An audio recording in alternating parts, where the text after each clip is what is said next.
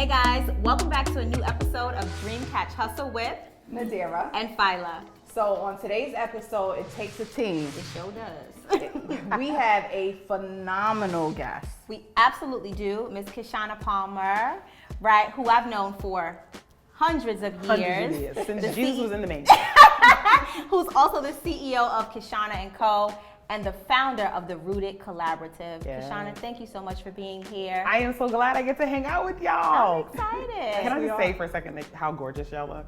Likewise, You have to say that at every opportunity. Likewise. Don't you miss that from when the outside was open? Listen. Did you be like, ooh, yes, I like you that. cute. Because in the house, it's a whole It's all different in the house. story, It's right? my Kafka game is good, but it's very auntie. Very auntie. It's- Always looking Yes. like grandma. Yes. Yeah, so why don't you tell the audience about who Kishshana Palmer is, what Kishshana & Co. offers, Yeah. what the Rooted Collaborative does for entrepreneurs, Absolutely. and how we can just be a part of your world. Oh my gosh. So I was born in a river. No. I was gonna bust out that song in a minute, but I was like, no. So Kishshana & Co. is a management and leadership learning company, and it was born from needing to pay this rent and raise this baby girl. I always want to have like a really good founding story. Like I really wanted to help women who do fill in the blank. It was not. I need to pay my bills. It was not. I was quit fired from my job. I got a really good package.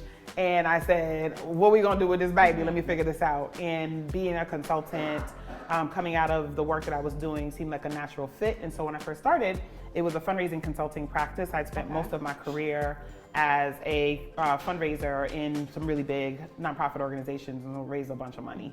So Kishshana & Co. started in that same space? Started in that same space. So Okay. my first couple years, I really focused on fundraising strategy, on board development, on helping small nonprofits grow.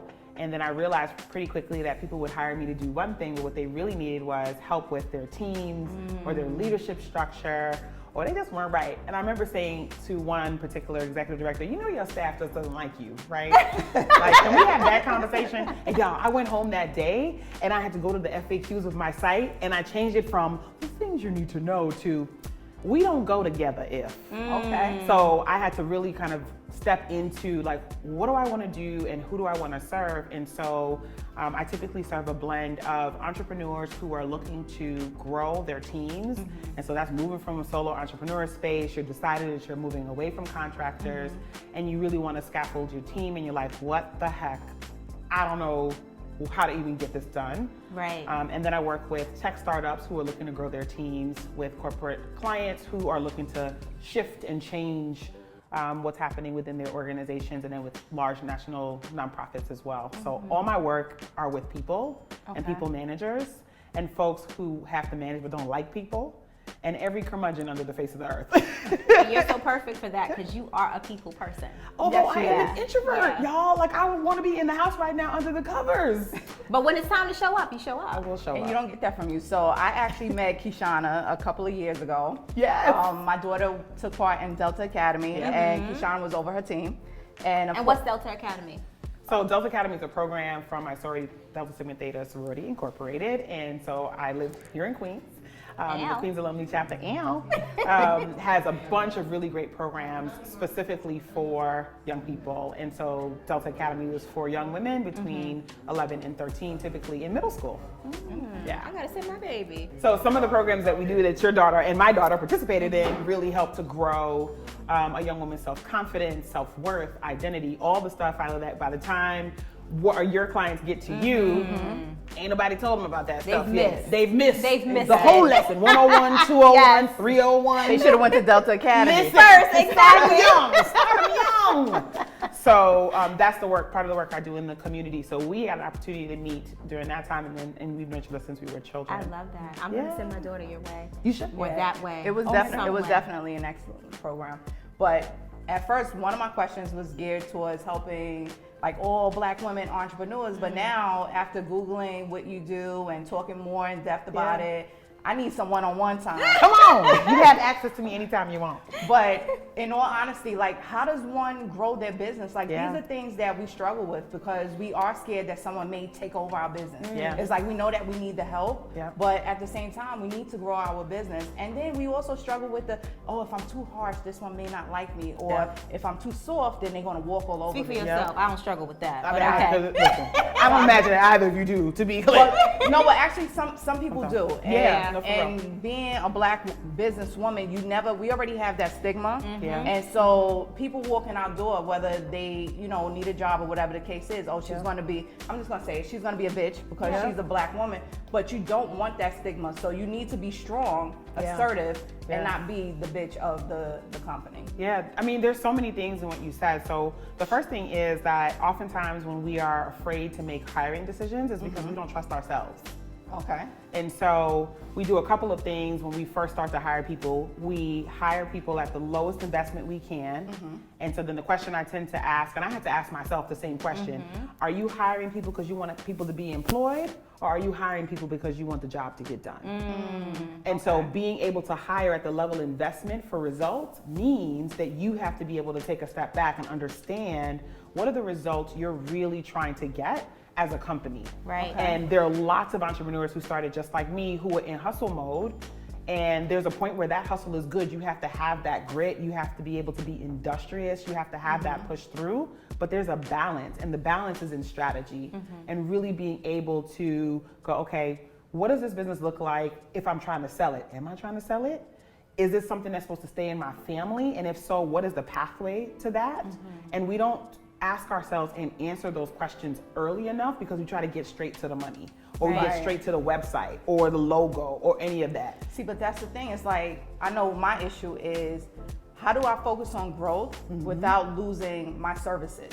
I don't want my services to dwindle or No, whatever the case yeah. is, but I do want the company to take off. Yep. So I came from a corporate field as well. Yep. And I know a lot of black women, real estate women, they think that I'm competing with them, but I'm actually not. I'm competing with the corporate companies that I came from. Exactly. That's how I want my company to look. So Yep. how do I get there and not lose the service that I'm providing? Absolutely. So to me, it's about being crystal clear about who your market is Yeah. and who your target is. And you don't necessarily have to niche down per se, but you have to be really, really crystal clear about who your audience is and who your voice is. So I know you're in real estate, right? So I was looking the other day on the Instagrams, and I noticed, I was like, oh God, I could never be in real estate in Atlanta. Because let me tell you, that thing feels like a movie video, like a music video. I'm ready for Half it. the time. It's a lot. I was like, Yeah. wow, she just stepped out the Lamborghini to go to show a house. Just Wait a to minute. sell a house. I started to get nervous. Ain't I make was no like, I money don't have a deposit. So, but knowing who your audience is really clear, Yes. just from that visual of who that particular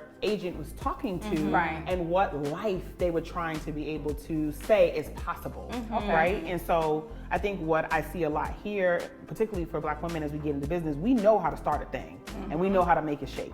Right. But can you step back and go, actually, if my family wasn't buying, if I wasn't selling to them, if my friends weren't buying, who exactly am I talking to? Okay. And what is the value proposition I'm offering to them? So that's the first part of what you were talking about. The second part for me around competition, I am really big about once an idea is out in the world, it's out in the world.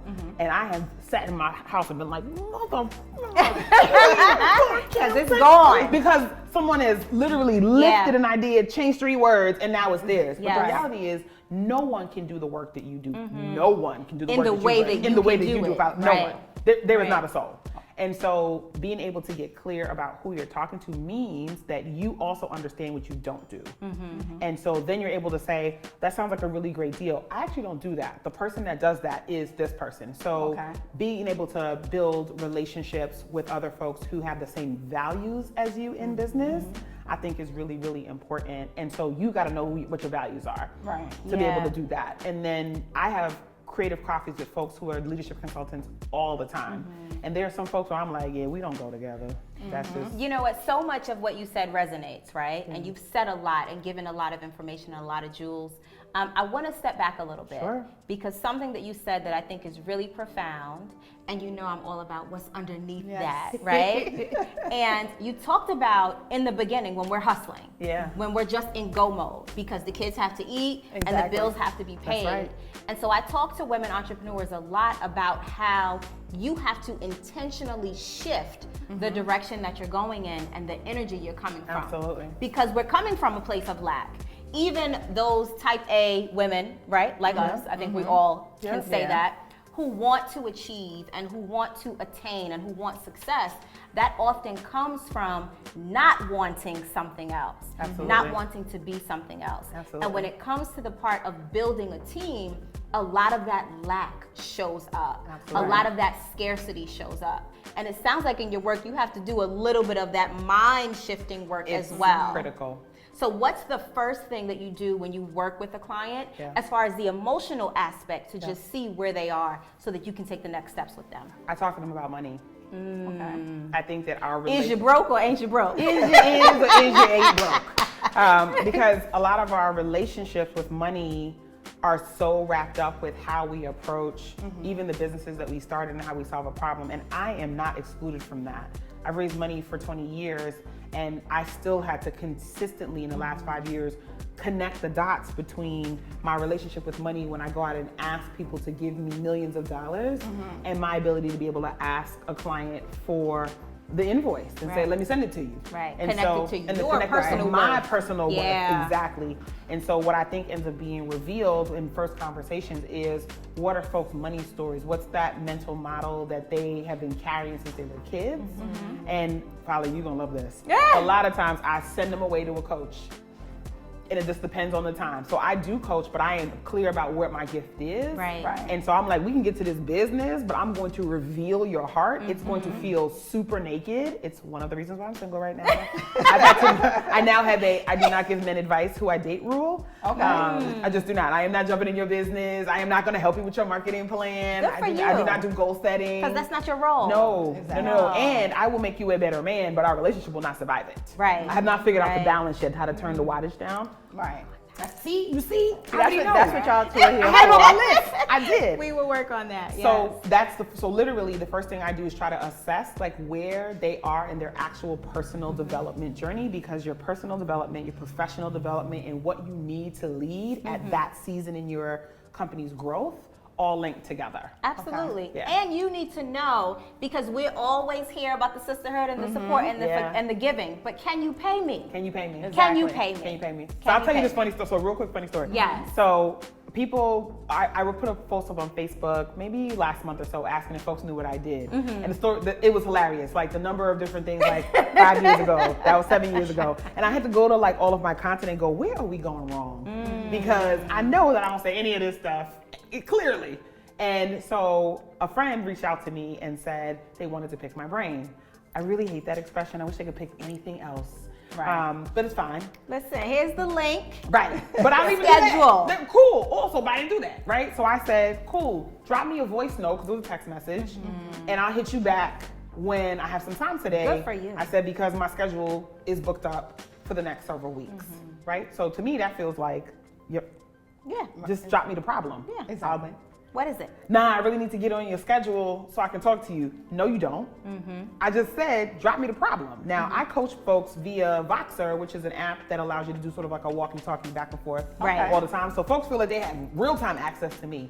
So if I tell you I'm gonna help you with your problem, just leave me a note and I will leave you a note back. To me, we're gonna get to the same solution.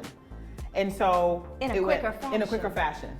You don't have to jump on the phone with me. You're not gonna talk me to death for 45 minutes but to 2 hours. sometimes that's just what people want to do. Right. But we don't have that time. If you want to monopolize your time. Right, but if you want to shoot the breeze with me, you can call me between 6:15 when I finish prayer and 8 o'clock every day. 7 days a week, I am awake. That reminds me of 5 Heartbeats. My office hours off. Exactly. Big red. So my friend went ghost.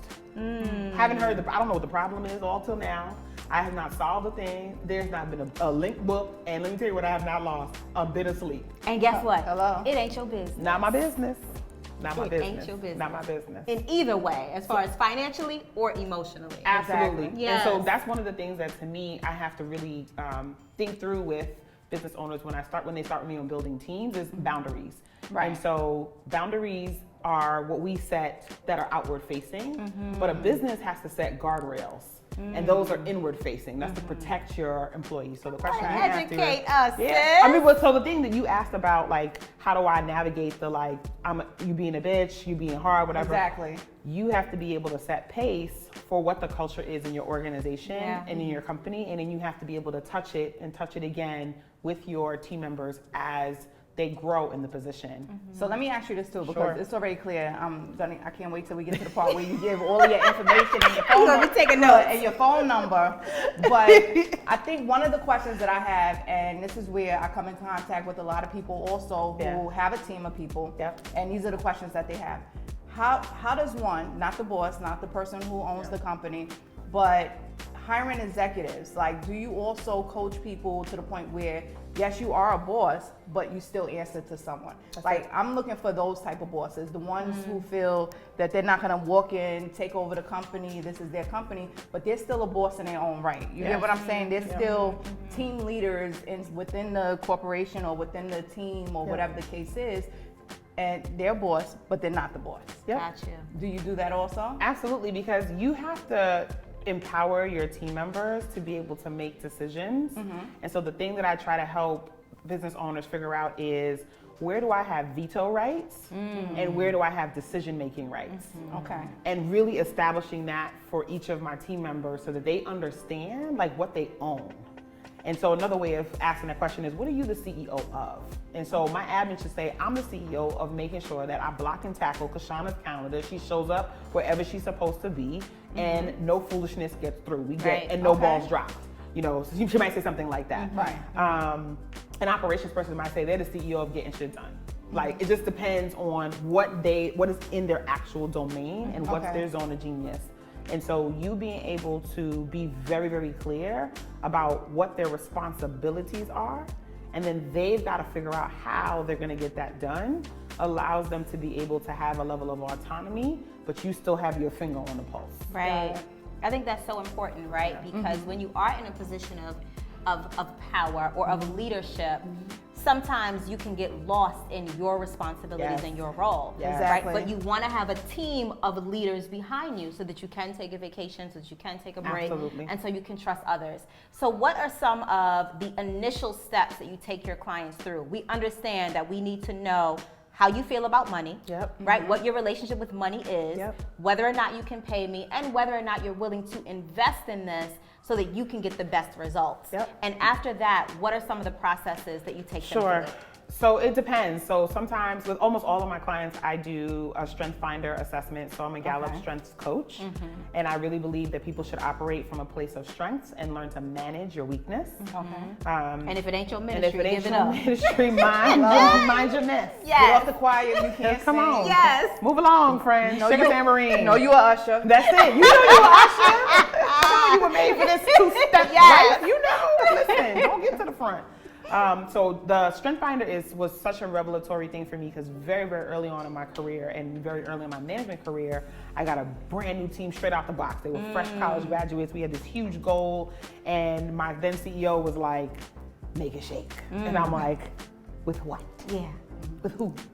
And Strength Finder was a way for me to be able to do a quick real-time assessment of where each of my team members really shined and what motivated them to get to goal, and then to reorganize the team to be able to do that based on their strengths. So I fell in love with it years ago. So I take most of my clients through Strength Finder, also using DISC, which is another sort of behavioral predictive tool. Do you find that there is sometimes some like restructuring that has to happen after that? Okay. Absolutely. So folks is in the wrong role and we got to move people around? Absolutely. And that is the get rid of some people. Get rid of some folks. And it's hard to get rid of folks. I tell y'all, like, it is struggle city number one. So absolutely doing that. And then I tend to map out like what their growth plan is based on the benchmarks that they have.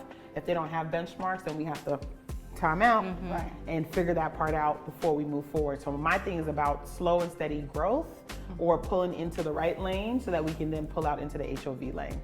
Okay, so tell us, how can we find you? What are your social media handles? Yeah. Phone number, All website, things. All your everything. business. You can reach me at kishshanaco.com. That's KISHSHANACO.com.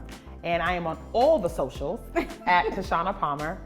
Thank you to my Jamaican dad for 9 letters in my first name. KISHSHANA Palmer, PALMER. So across all socials. So we have a segment of the show that we call Give Us Some Game, right? Hey. All right? Where we keep it very Queens around here. Come on. Where we want you to give our audience and ourselves, because we're listening, your top 3 pieces of game. Yeah. So if we're wanting to build a team, because I'm going to call you, she's going to call you. But for Exactly. those who aren't in the position yet, because their money stories ain't right, That's it. what are the 3 key pieces that you would give them for them to start building their team? Absolutely. Start making a list today of all of the things you do. Okay. I have a big, huge wall that just has another task. And then you have to do things I love, things I like, things I do because I have to, things I hate.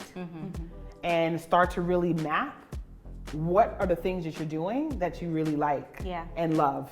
And then the things that you don't like, what you have to do and you hate, that's going to start your bucket Delegate. of delegation. Exactly. You might have to come back to it, because just because you love it don't mean it's the highest use of your time, because you have CEO dollar time. You need somebody who has admin dollar time. All right. So that's the first thing. Start by making that list. The second thing is start talking to folks and really understanding what's out there in the market for your next hire. Oftentimes it depends on your personality or your working style, who your next hire is going to be, but you don't want to wait until your building's on fire to start talking about these curtains I had in the attic.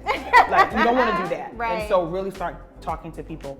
And then the third thing is start putting money aside, even if it's a small amount of money, to start where you can. Because you might have to start with a VA, and then you might move to a contractor, then you might move to an employee. So starting to put some money aside to be able to do that. But those would be my 3 things that I would say. As far as that money is concerned, right? Because industry standards generally say that you should have like 3 months of employee expenses aside. Do you agree with that? Just so we're clear about how much money we need to put aside. I mean, yes, I agree with that. Now ask me, did I do that exactly? I carried a 1, divide by the 3. I made a couple of gambles. Yes. We had about 90 days run rate before we did that. So if you can. Yeah, if you can. But if you can. just put most whatever people you don't. can Yeah, I'm a up. worry ward, so I do like 6. Right. No, if you can, but if you can't, start with the hire that's going to free up your time so you can make more money. Got it. So we always think about cutting expenses, and that might be something you have to do, but you can always make more money. So you start with the thing that's going to free you up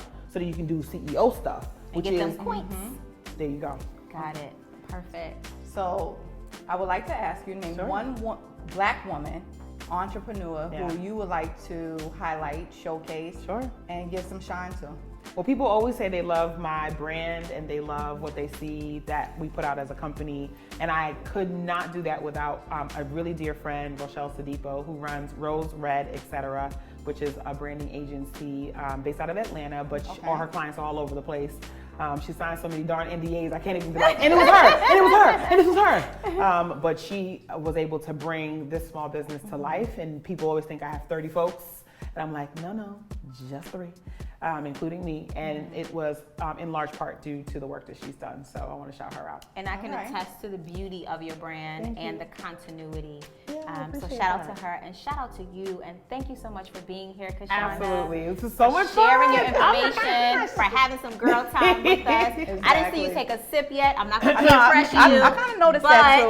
Hold on. But we want to thank you for being here and for sharing your insight, your expertise, and your wisdom with our audience. And anytime that you have anything else going on, we want to open the space to have you back. Absolutely. Yes. I Thank am you so glad to be here, and much. y'all are doing a phenomenal job. Thank we you. need Thank this. you. So Come I on, appreciate girl. y'all We both. appreciate Yes, no, we it. need it. We need it. Yes, we do. So I would like to second that and say thank you as well. And that ends today's show of Dream Catch Hustle with Nadirah And Fila. And remember, Dream Catch Hustle is not just a catchphrase, it's a lifestyle. First you dream it, you catch it, and then you hustle it. Yes. Thank you guys. Bye See you next now. time. Bye, y'all.